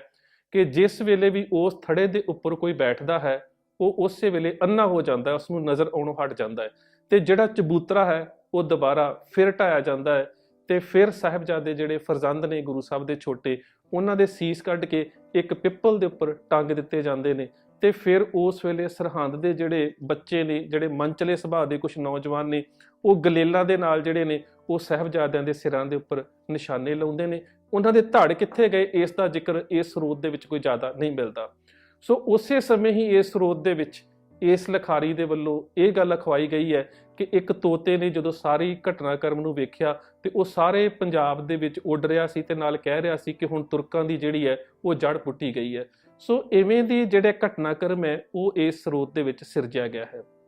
ਸੋ ਇੱਥੇ ਇੱਕ ਗੱਲ ਹੋਰ ਬੜੀ ਅਹਿਮ ਹੈ ਕਿ ਜਿਸ ਵੇਲੇ ਸਾਹਿਬਜ਼ਾਦਿਆਂ ਨੂੰ ਤਸੀਹੇ ਦਿੱਤੇ ਜਾਣ ਲੱਗੇ, ਉਸ ਵੇਲੇ ਉਹਨਾਂ ਤੱਕ ਇਹ ਵੀ ਖਬਰ ਵੀ ਪਹੁੰਚਾਈ ਗਈ ਕਿ ਮਾਤਾ ਜੀ ਜ਼ੋਹਰ ਕਰ ਗਏ ਨੇ। ਸੋ 2 ਥਾਵਾਂ ਦੇ ਉੱਪਰ ਇਸ ਸਰੋਤ ਦੇ ਵਿੱਚ ਜ਼ੋਹਰ ਸ਼ਬਦ ਵਰਤਿਆ ਗਿਆ ਹੈ। ਅਸੀਂ ਸਾਰੇ ਜਾਣਦੇ ਹਾਂ, ਪਿੱਛੇ ਜੇ ਇੱਕ ਫਿਲਮ ਵੀ ਆਈ ਸੀ ਪਦਮਾਵਤ, ਉਸ ਦੇ ਵਿੱਚ ਜ਼ੋਹਰ ਦਾ ਭਾਵ ਇਹ ਸੀ ਕਿ ਆਪਣੇ ਆਪ ਨੂੰ ਆਪ ਭਸਮ ਕਰ ਲੈਣਾ ਜਾਂ ਆਪ ਸਤੀ ਕਰ ਲੈਣਾ। ਸੋ ਇਹਦੇ ਵਿੱਚ ਇਹ ਗੱਲ ਵੀ ਗੁਰਮਤਿ ਦੇ ਬਿਲਕੁਲ ਅਨੁਕੂਲ ਨਹੀਂ ਹੈ, ਕਿਉਂ ਜਿਹੜੀ ਇਹ ਪ੍ਰਥਾ ਹੈ ਕਿਸੇ ਵੀ ਰੂਪ ਦੇ ਵਿੱਚ ਇਸ ਨੂੰ ਤਾਂ ਤੀਸਰੇ ਪਾਤਸ਼ਾਹ ਆਪਣੇ ਸਮੇਂ ਹੀ ਬੰਦ ਕਰ ਗਏ ਸੀਗੇ। ਸੋ ਇਹ ਸਰੋਤ ਦੇ ਵਿੱਚ ਜਿਹੜੀ ਇਹ ਗੱਲ ਹੈ ਇਹ ਵੀ ਕਿਸੇ ਤਰ੍ਹਾਂ ਦੇ ਨਾਲ ਵੀ ਗੁਰਮਤਿ ਦੇ ਅਨੁਕੂਲ ਨਹੀਂ ਹੈ। ਸੋ ਅਗਲੀ ਜਿਹੜੀ ਗੱਲ ਹੈ ਕਿ ਜਦੋਂ ਸਾਹਿਬਜ਼ਾਦਿਆਂ ਦੇ ਸੀਸ ਜਿਹੜੇ ਨੇ ਉਹ ਪਿੱਪਲ ਦੇ ਉੱਪਰ ਟੰਗ ਦਿੱਤੇ ਜਾਂਦੇ ਨੇ ਤੇ ਉਸ ਤੋਂ ਬਾਅਦ ਮਾਤਾ ਜੀ ਨੂੰ ਖਬਰ ਜਿਹੜੀ ਹੈ ਉਹ ਟੋਡਰਮਲ ਪਹੁੰਚਾਉਂਦਾ ਹੈ। ਸੋ ਇਹ ਵੀ ਸਾਡੇ ਸਰੋਤਾਂ ਦੇ ਮੁਤਾਬਕ ਗੱਲ ਜਿਹੜੀ ਹੈ ਉਹ ਕਿਸੇ ਵੀ ਤਰ੍ਹਾਂ ਦੇ ਨਾਲ ਪੂਰੀ ਨਹੀਂ ਉਤਰਦੀ, ਨਾ ਹੀ ਕਿਸੇ ਨਾ ਕਿਸੇ ਰੂਪ ਦੇ ਵਿੱਚ ਗੁਰਮਤਿ ਵਿਚਾਰਧਾਰਾ ਦੇ ਨਾਲ ਮੇਲ ਖਾਂਦੀ ਹੈ। ਸੋ ਉਸ ਵੇਲੇ ਮਾਤਾ ਜੀ ਦੀਵਾਨ ਟੋਡਰਮਲ ਨੂੰ ਕਹਿੰਦੇ ਨੇ, ਜਿਸ ਵੇਲੇ ਉਹ ਕਹਿੰਦਾ ਹੈ ਕਿ ਮੈਂ ਇਹ ਖਬਰ ਲੈ ਕੇ ਆਇਆ ਕਿ ਗੁਰੂ ਸਾਹਿਬ ਦੇ ਛੋਟੇ ਫਰਜ਼ੰਦ ਜਿਹੜੇ ਨੇ ਉਹਨਾਂ ਨੂੰ ਸ਼ਹੀਦ ਕਰ ਦਿੱਤਾ ਗਿਆ ਹੈ। ਤੇ ਮਾਤਾ ਜੀ ਉਸ ਨੂੰ ਸੁਣਦਿਆਂ ਹੀ ਬੇਹੋਸ਼ ਹੋ ਜਾਂਦੇ ਨੇ ਤੇ ਕਾਫੀ ਘੜੀਆਂ ਜਿਹੜੇ ਨੇ, 4 ਘੜੀਆਂ ਸ਼ਬਦ ਵਰਤਿਆ ਗਿਆ ਹੈ ਕਿ 4 ਘੜੀਆਂ ਜਿਹੜੇ ਮਾਤਾ ਜੀ ਨੇ ਉਹ ਬੇਹੋਸ਼ ਰਹਿੰਦੇ ਨੇ। ਸੋ ਇਹ ਵੀ ਗੱਲ ਕਿਸੇ ਰੂਪ ਦੇ ਵਿੱਚ ਗੁਰਮਤਿ ਅਨੁਸਾਰ ਨਹੀਂ ਹੈਗੀ ਕਿ ਮਾਤਾ ਜੀ ਜਿਹੜੇ ਨੇ ਉਹ ਬੇਹੋਸ਼ ਹੋ ਗਏ ਹੋਣ ਇਸ ਘਟਨਾਕ੍ਰਮ ਨੂੰ ਸੁਣ ਕੇ, ਕਿਉਂਕਿ ਇਹ ਗੁਰੂ ਸਾਹਿਬ ਦੇ ਮਾਤਾ ਜੀ, ਮਾਤਾ ਗੁਜਰ ਕੌਰ ਜੀ, ਜਿਨ੍ਹਾਂ ਨੇ ਆਪਣੇ ਪਤੀ ਦੀ ਸ਼ਹਾਦਤ ਨੂੰ ਵੇਖਿਆ, ਆਪਣੀਆਂ ਅੱਖਾਂ ਦੇ ਸਾਹਮਣੇ ਸਰਸਾ ਦਾ ਯੁੱਧ ਵੇਖਿਆ, ਸ਼ਹੀਦ ਹੋਏ ਸਿੰਘਾਂ ਨੂੰ ਵੇਖਿਆ, ਪਰ ਉਹਨਾਂ ਦੀ ਮਾਨਸਿਕ ਹਾਲਤ ਨੂੰ ਇੰਨਾ ਕਮਜ਼ੋਰ ਵਿਖਾਉਣਾ ਜਿਹੜਾ ਹੈ, ਉਹ ਇਸ ਸਰੋਤ ਦੀ ਮੈਂ ਕਹਿ ਸਕਦਾ ਕਿ ਸਭ ਤੋਂ ਵੱਡੀ ਗੈਰ ਪ੍ਰਮਾਣਿਤ ਗੱਲ ਹੈ ਕਿ ਜੇਕਰ ਅਸੀਂ ਅੰਤਲੇ ਜਿਹੜੇ ਇਹਦੇ ਬੰਦ ਨੇ ਉਹਨਾਂ ਦੇ ਵਿੱਚ ਵੇਖੀਏ ਤੇ ਮਾਤਾ ਗੁਜਰ ਕੌਰ ਜੀ ਨੂੰ ਮਾਨਸਿਕ ਤੌਰ ਤੇ ਬਹੁਤ ਹੀ ਕਮਜ਼ੋਰ ਜਿਹੜਾ ਹੈ ਉਹ ਵਿਖਾਇਆ ਗਿਆ ਹੈ। ਜਦੋਂ ਮਾਤਾ ਜੀ ਹੋਸ਼ ਦੇ ਵਿੱਚ ਆਉਂਦੇ ਨੇ ਤੇ ਉਸ ਵੇਲੇ ਦੀਵਾਨ ਟੋਡਰਮਲ ਨੂੰ ਕਹਿੰਦੇ ਨੇ ਕਿ ਮੇਰਾ ਦਿਲ ਕਰਦਾ ਹੈ ਮੈਂ ਕਿਸੇ ਖੂਹ ਦੇ ਵਿੱਚ ਛਾਲ ਮਾਰਨੇ ਦੇਵੋ, ਕਿ ਮੈਨੂੰ ਕਿਸੇ ਖੂਹ ਦੇ ਵਿੱਚ ਧੱਕਾ ਦੇ ਦਿਓ, ਮੈਂ ਸਾਹਿਬਜ਼ਾਦਿਆਂ ਦੀ ਸ਼ਹਾਦਤ ਦਾ ਜਿਹੜਾ ਸਦਮਾ ਹੈ ਉਹ ਬਰਦਾਸ਼ਤ ਨਹੀਂ ਕਰ ਸਕਦੀ। ਸੋ ਇਹ ਵੀ ਗੱਲ ਸਾਡੇ ਕਿਸੇ ਵੀ ਗੁਰਮਤ ਸਰੋਤਾਂ ਦੇ ਅਨੁਕੂਲ ਨਹੀਂ ਹੈਗੀ। ਉਹ ਬਲਕਿ ਇਸ ਲਿਖਾਰੀ ਨੇ ਪਤਾ ਨਹੀਂ ਕਿੱਥੋਂ ਚੱਲਦੀ ਵਿਚਲਦੀ ਪਰੰਪਰਾ ਦੇ ਵਿੱਚੋਂ ਸੀਨਾ ਬਸੀਨਾ ਪੰਜਾਬ ਦੇ ਲੋਕਾਂ ਦੇ ਵਿੱਚ ਜਿਹੜੀਆਂ 1764 ਦੇ ਵਿੱਚ ਜਿਹੜਾ ਘਟਨਾਕ੍ਰਮ ਜਿਹੜਾ ਪ੍ਰਚਲਿਤ ਸੀ ਉਹਦੇ ਵਿੱਚੋਂ ਸੁਣੀ ਸੁਣਾਈ ਲਿਖੀ ਗਈ ਹੈ, ਕਿਉਂਕਿ ਉਸ ਸਮੇਂ ਦੇ ਹਾਲਾਤ ਦਾ ਜਿਹੜਾ ਇਹ ਲਿਖਾਰੀ ਇਹ ਪ੍ਰਤੱਖਦਰਸ਼ੀ ਨਹੀਂ ਹੈ। ਇਸ ਤੋਂ ਬਾਅਦ ਫਿਰ ਦੀਵਾਨ ਟੋਡਰਮਲ ਮਾਤਾ ਜੀ ਨੂੰ ਸਲਾਹ ਦਿੰਦਾ ਹੈ। ਸਲਾਹ ਦੇਣ ਤੋਂ ਪਹਿਲਾਂ ਇੱਕ ਇਸ ਤਰ੍ਹਾਂ ਦਾ ਘਟਨਾਕ੍ਰਮ ਸਿਰਜਿਆ ਗਿਆ ਹੈ ਕਿ ਮਾਤਾ ਜੀ ਨੂੰ ਭਾਖਿਆ ਆਈ ਕਿ ਜਿਹੜੇ ਸਾਹਿਬਜ਼ਾਦੇ ਨੇ ਉਹ ਸ਼ਹੀਦ ਹੋ ਚੁੱਕੇ ਨੇ ਤੇ ਮੈਨੂੰ ਵੀ ਹੁਣ ਜਾਣਾ ਚਾਹੀਦਾ ਹੈ। ਤੇ ਉਸ ਵੇਲੇ ਦੀਵਾਨ ਟੋਡਰਮਲ ਜਿਹੜਾ ਹੈ ਉਹ ਕਹਿੰਦਾ ਹੈ ਕਿ ਮੈਂ ਤੁਹਾਨੂੰ ਹੀਰਾ ਦਿੰਨਾ ਹੈ, ਤੁਸੀਂ ਉਹ ਨਿਗਲ ਕੇ ਜਿਹੜੇ ਆਪਣੇ ਪ੍ਰਾਣ ਸਮਾਪਤ ਕਰ ਲਓ। ਸੋ ਉੱਥੇ ਵੀ ਸ਼ਬਦ ਜ਼ੋਹਰ ਵਰਤਿਆ ਗਿਆ ਹੈ, ਪਰ ਕੁਝ ਖਰੜਿਆਂ ਦੇ ਵਿੱਚ ਹੋ ਸਕਦਾ ਉੱਥੇ ਹੀਰੇ ਨੂੰ ਸ਼ਬਦ ਜ਼ਹਿਰ ਦੇ ਤੌਰ ਤੇ ਵਰਤਿਆ ਹੋਵੇ। ਪਰ ਇਹ ਗੱਲ ਬਿਲਕੁਲ ਗੁਰਮਤ ਵਿਚਾਰਧਾਰਾ ਦੇ ਅਨੁਕੂਲ ਨਹੀਂ ਲੱਗਦੀ ਕਿ ਮਾਤਾ ਜੀ ਨੇ ਇਸ ਤਰ੍ਹਾਂ ਦੇ ਨਾਲ ਦੀਵਾਨ ਟੋਡਰਮਲ ਦੇ ਕੋਲੋਂ ਹੀਰਾ ਲੈ ਕੇ ਜਿਹੜੀ ਹੈ ਉਹ ਆਤਮ ਹੱਤਿਆ ਕੀਤੀ ਹੋਵੇ। ਸੋ ਇਹ ਸਰੋਤ ਜਿਹੜਾ ਹੈ ਇਹਦੇ ਵਿੱਚ ਬਹੁਤ ਸਾਰੀਆਂ ਐਸੀਆਂ ਗੈਰ ਪ੍ਰਮਾਣਿਤ ਜਾਣਕਾਰੀਆਂ ਨੇ, ਔਰ ਇਸ ਸਰੋਤ ਨੂੰ ਵਰਤਣ ਤੋਂ ਪਹਿਲਾਂ ਸਾਨੂੰ ਇਸ ਦਾ ਬਹੁਤ ਧਿਆਨ ਰੱਖਣਾ ਚਾਹੀਦਾ ਹੈ। ਕੇਵਲ ਤੇ ਕੇਵਲ ਇਹਦੇ 'ਚ ਜਿੰਨੀ ਕੁ ਪ੍ਰਮਾਣਿਤ ਜਾਣਕਾਰੀ ਹੈ ਸਾਨੂੰ ਉਹੀ ਸੰਗਤ ਦੇ ਨਾਲ ਸਾਂਝੀ ਕਰਨੀ ਚਾਹੀਦੀ ਹੈ। ਇਹ ਜਿਹੜਾ ਸਾਰਾ ਸਰੋਤ ਹੈ ਇਸ ਨੂੰ ਗੁਰਮਤ ਦੇ ਅਨੁਕੂਲ ਜਿਹੜਾ ਉਹ ਨਹੀਂ ਮੰਨਿਆ ਜਾ ਸਕਦਾ। ਇਹਨਾਂ ਅਹਿਮ ਜਾਣਕਾਰੀਆਂ ਦੇ ਵਿੱਚ ਇੱਕ ਜਾਣਕਾਰੀ ਤਾਂ ਬੜੀ ਅਹਿਮ ਹੈ ਕਿ ਜਿਸ ਵੇਲੇ ਸਹੇੜੀ ਤੋਂ ਸਾਹਿਬਜ਼ਾਦਿਆਂ ਨੂੰ ਗ੍ਰਿਫਤਾਰ ਕਰਕੇ ਲਿਜਾਇਆ ਗਿਆ ਉਸ ਸਮੇਂ ਸਾਹਿਬਜ਼ਾਦਿਆਂ ਨੂੰ ਖੁਰਜੀਆਂ ਦੇ ਵਿੱਚ ਬੋਰੀਆਂ ਦੇ ਵਿੱਚ ਪਾਇਆ ਗਿਆ। ਕਾਫੀ ਸਾਡੇ ਇਤਿਹਾਸਕ ਸਰੋਤ ਭਾਵੇਂ ਇਸ ਗੱਲ ਦੀ ਪ੍ਰਮਾਣਿਕਤਾ ਦੇ ਉੱਪਰ ਸ਼ੱਕ ਜ਼ਾਹਰ ਕਰਦੇ ਨੇ, ਪਰ ਫਿਰ ਵੀ ਜਿਸ ਤਰ੍ਹਾਂ ਦੇ ਨਾਲ ਸਾਹਿਬਜ਼ਾਦਿਆਂ ਨੂੰ ਤਸੀਹੇ ਦਿੱਤੇ ਗਏ ਜਾਂ ਫਿਰ ਉਹਨਾਂ ਦੇ ਉੱਪਰ ਤਸ਼ੱਦਦ ਕੀਤਾ ਗਿਆ, ਇਸ ਗੱਲ ਨੂੰ ਕੁਝ ਹੱਦ ਤੱਕ ਮੰਨਿਆ ਜਾ ਸਕਦਾ ਹੈ। ਦੂਸਰੀ ਗੱਲ ਜਿਹੜੀ ਹੈ ਉਹ ਇਹ ਹੈ ਕਿ ਸਹੇੜੀ ਦੇ ਮਸੰਦ ਦੇ ਘਰ ਜਿਹੜਾ ਸਾਹਿਬਜ਼ਾਦਿਆਂ ਨੂੰ ਰੋਟੀ ਖਾਣ ਨੂੰ ਦਿੱਤੀ ਗਈ ਉਹ ਬਹੁਤ ਮਾੜੀ ਸੀ, ਜਿਸ ਦਾ ਜ਼ਿਕਰ ਇਸ ਸਰੋਤ ਦੇ ਵਿੱਚ ਮਿਲਦਾ ਹੈ ਕਿ ਵੋ ਐਸੀ ਰੋਟੀ ਕਰ ਲਿਆਇਓ ਹਮਰੇ ਕਾਗ ਨਾ ਕੁੱਕਰ ਖਾਇਓ, ਕਿ ਜਿਹੜੀ ਸਾਹਿਬਜ਼ਾਦਿਆਂ ਨੂੰ ਖਾਣ ਦੇ ਵਾਸਤੇ ਰੋਟੀ ਦਿੱਤੀ ਗਈ ਉਹ ਬਹੁਤ ਹੀ ਘਟੀਆ ਸੀ ਕਿ ਜਿਹੜੇ ਸਾਹਿਬਜ਼ਾਦੇ ਸੀ ਉਹ ਖਾ ਨਾ ਸਕੇ। ਤਬ ਮਾਤਾ ਐਸੇ ਬਿਲਖਾਨੀ ਭੂਖੇ ਕੋਇਰ ਦੇਖ ਕਮਲਾਨੀ, ਤੇ ਉਸ ਤੋਂ ਬਾਅਦ ਮਾਤਾ ਜੀ ਨੇ ਕੁਝ ਮੋਹਰਾਂ ਦੇ ਕੇ ਜਿਹੜੇ ਗੁਰੂ ਸਾਹਿਬ ਦੇ ਫਰਜ਼ੰਦ ਸੀ ਉਹਨਾਂ ਦੇ ਵਾਸਤੇ 2 ਸੇਰ ਪਤਾਸੇ ਮੰਗਾਏ। ਸੋ ਕਾਫੀ ਸਾਰੀਆਂ ਗੱਲਾਂ ਜਿਹੜੀਆਂ ਇਸ ਸਰੋਤ ਦੇ ਵਿੱਚ ਗੁਰਮਤ ਵਿਚਾਰਧਾਰਾ ਦੇ ਨਾਲ ਜਾਂ ਸਾਡੇ ਇਤਿਹਾਸਕ ਸਰੋਤਾਂ ਦੇ ਨਾਲ ਮੇਲ ਨਹੀਂ ਖਾਂਦੀਆਂ। ਸੋ ਜਦੋਂ ਅੱਜ ਦੇ ਸਮੇਂ ਦੇ ਵਿੱਚ ਸਾਡੇ ਕੋਲ ਜਾਣਕਾਰੀ ਦੇ ਬਹੁਤ ਸਾਰੇ ਸਾਧਨ ਨੇ ਤੇ ਜਦੋਂ ਅਸੀਂ ਅੱਜ ਇਹਨਾਂ ਸਰੋਤਾਂ ਦੀ ਵਰਤੋਂ ਕਰਨੀ ਹੈ ਤੇ ਮੇਰੇ ਖਿਆਲ ਦੇ ਨਾਲ ਸਾਨੂੰ ਕੇਵਲ ਤੇ ਕੇਵਲ ਇੱਕ ਸਰੋਤ ਤੱਕ ਆਪਣੇ ਵਿਖਿਆਨ ਨੂੰ ਜਾਂ ਫਿਰ ਆਪਣੀ ਲਿਖਤ ਨੂੰ ਸੀਮਤ ਨਹੀਂ ਕਰਨਾ ਚਾਹੀਦਾ, ਬਲਕਿ ਸਰੋਤ ਦੀ ਪੂਰੇ ਤਰੀਕੇ ਦੇ ਨਾਲ ਘੋਖ ਕਰਨੀ ਚਾਹੀਦੀ ਹੈ, ਕਿਉਂਕਿ ਸਾਡੇ ਕੋਲ ਹੋਰ ਸਰੋਤਾਂ ਦੇ ਵਿੱਚ ਬਹੁਤ ਸਾਰਾ ਮਸਾਲਾ ਪਿਆ ਹੈ। ਸਾਡੇ ਕੋਲ ਗੁਰਬਿਲਾਸ ਨੇ, ਸਾਡੇ ਕੋਲ ਕਲਗੀਧਰ ਪਾਤਸ਼ਾਹ ਗੁਰੂ ਗੋਬਿੰਦ ਸਿੰਘ ਮਹਾਰਾਜ ਦੇ ਸਮੇਂ ਦੀਆਂ ਸਮਕਾਲੀ ਰਚਨਾਵਾਂ ਨੇ। ਇਸ ਤੋਂ ਇਲਾਵਾ ਹੋਰ ਵੀ ਕਈ ਐਸੇ ਇਤਿਹਾਸ ਦੇ ਸਰੋਤ ਨੇ ਜਿਨ੍ਹਾਂ ਦੇ ਵਿੱਚੋਂ ਪੂਰੇ ਵਧੀਆ ਤਰੀਕੇ ਦੇ ਨਾਲ ਦੁੱਧ ਦਾ ਦੁੱਧ ਔਰ ਪਾਣੀ ਦਾ ਪਾਣੀ ਕੀਤਾ ਜਾ ਸਕਦਾ ਹੈ। ਸੋ ਇਹ ਜਿਹੜਾ ਦੁੰਨਾ ਸਿੰਘ ਹੰਡੂਰੀ ਹੈ, ਇਸ ਦੀ ਰਚਨਾ ਜਿਹੜੀ ਕਥਾ ਗੁਰਸੁੱਤਨ ਕੀ ਹੈ, ਇਸ ਦੀਆਂ ਕੁਝ ਲਾਈਨਾਂ ਨੇ ਜਿਨ੍ਹਾਂ ਨੂੰ ਇਤਿਹਾਸ ਦੇ ਮੁਤਾਬਕ ਪ੍ਰਮਾਣਿਤ ਮੰਨਿਆ ਜਾ ਸਕਦਾ ਹੈ, ਤੇ ਉਹ ਵੀ 17 ਉਹ ਨੇ ਜਿਨ੍ਹਾਂ ਦਾ ਉਹ ਚਸ਼ਮਦੀਦ ਗਵਾਹ ਹੈ। ਜਿਹੜੀਆਂ ਗੱਲਾਂ ਬਾਅਦ ਦੇ ਵਿੱਚ ਸ਼ਾਮਲ ਕੀਤੀਆਂ ਗਈਆਂ, ਜਿਹੜੀਆਂ ਸੁਣੀਆਂ ਸੁਣਾਈਆਂ ਨੇ, ਔਰ ਇਸੇ ਲਿਖਤ ਦੇ ਘਟਨਾਕ੍ਰਮ ਦੇ ਵਿੱਚ ਇਹ ਗੱਲ ਕਹੀ ਗਈ ਹੈ ਕਿ ਗੁਰੂ ਗੋਬਿੰਦ ਸਿੰਘ ਮਹਾਰਾਜ ਨੇ ਸਿੱਖਾਂ ਨੂੰ ਕਿਹਾ ਕਿ ਸਰਹੰਦ ਦੀ ਇੱਟ ਦੇ ਨਾਲ ਇੱਟ ਖੜਕਾਉਣੀ ਹੈ। ਇਹ ਜਿਹੜੀ ਸਿੱਖਾਂ ਦੀ ਮਾਨਸਿਕਤਾ ਦੇ ਵਿੱਚ ਇਹ ਗੱਲ ਹੈ, ਇਹ 1764 ਦੇ ਕਰੀਬ ਆਈ ਹੈ ਜਦੋਂ ਸਿੱਖਾਂ ਨੇ ਮਿਸਲਾਂ ਦੇ ਰੂਪ ਵਿੱਚ ਸਰਹੰਦ ਦੇ ਉੱਪਰ ਕਬਜ਼ਾ ਕੀਤਾ ਹੈ। ਬਾਬਾ ਬੰਦਾ ਸਿੰਘ ਬਹਾਦਰ ਦੇ ਸਮੇਂ ਤੱਕ ਵੀ ਜਿੰਨੇ ਸਾਨੂੰ ਸਰੋਤ ਮਿਲਦੇ ਨੇ ਉਹਨਾਂ ਦੇ ਵਿੱਚ ਸਰਹੰਦ ਦੇ ਉੱਪਰ ਕਬਜ਼ਾ ਕਰਨ ਦੀ ਜਾਂ ਉਸ ਤੋਂ ਬਾਅਦ ਲੋਹਗੜ੍ਹ ਵਿਖੇ ਸਿੱਖ ਰਾਜਧਾਨੀ ਬਣਾਉਣ ਦੀ ਗੱਲ ਤਾਂ ਆਉਂਦੀ ਹੈ, ਪਰ ਸਰਹੰਦ ਦੀ ਇਸ ਤਰੀਕੇ ਦੇ ਨਾਲ ਜਿਸ ਤਰ੍ਹਾਂ ਵਿਖਾਇਆ ਗਿਆ ਹੈ ਇਸ ਤਰ੍ਹਾਂ ਦੇ ਨਾਲ ਇੱਟਾਂ ਤੋੜਨ ਦੀ ਗੱਲ ਨਹੀਂ ਆਉਂਦੀ। ਇਹ ਜਿਹੜੀ ਗੱਲ ਹੈ 18ਵੀਂ ਸਦੀ ਦਾ ਜਿਹੜਾ ਉਹ ਦਹਾਕਾ ਹੈ, ਜਿਹੜਾ 1764 ਦੇ ਕਰੀਬ ਦਾ ਸਮਾਂ ਹੈ, ਉਦੋਂ ਪ੍ਰਚਲਿਤ ਹੋਈ ਸੀ, ਜਿਸ ਤੋਂ ਇਹ ਸਪਸ਼ਟ ਹੋ ਜਾਂਦਾ ਹੈ ਕਿ ਇਹ ਜਿਹੜਾ ਖਰੜਾ ਹੈ ਇਹ ਤਕਰੀਬਨ 1764 ਦੇ ਕਰੀਬ ਲਿਖਿਆ ਗਿਆ। ਸੋ ਬੇਸ਼ੱਕ ਦੁੰਨਾ ਸਿੰਘ ਹੰਡੂਰੀਆ ਗੁਰੂ ਸਾਹਿਬ ਦੇ ਪਰਿਵਾਰ ਦਾ ਟਹਿਲੀਆ ਹੋ ਸਕਦਾ ਹੈ, ਔਰ ਜੋ ਕੁਝ ਵੀ ਉਸਨੇ ਆਪਣੀਆਂ ਰਚਨਾਵਾਂ ਦੇ ਵਿੱਚ ਜ਼ਿਕਰ ਕੀਤਾ ਹੈ ਉਹ ਕਾਫੀ ਘਟਨਾਵਾਂ ਸਮਕਾਲੀ ਨੇ, ਪਰ ਇਸ ਸਾਰੀ ਰਚਨਾ ਨੂੰ ਪ੍ਰਮਾਣਿਤ ਮੰਨ ਕੇ ਇਸ ਤੋਂ ਹਵਾਲੇ ਦੇਣ ਤੋਂ ਸਾਨੂੰ ਗੁਰੇਜ਼ ਕਰਨਾ ਚਾਹੀਦਾ ਹੈ। ਵਾਹਿਗੁਰੂ ਜੀ ਕਾ ਖਾਲਸਾ, ਵਾਹਿਗੁਰੂ ਜੀ ਕੀ ਫਤਿਹ।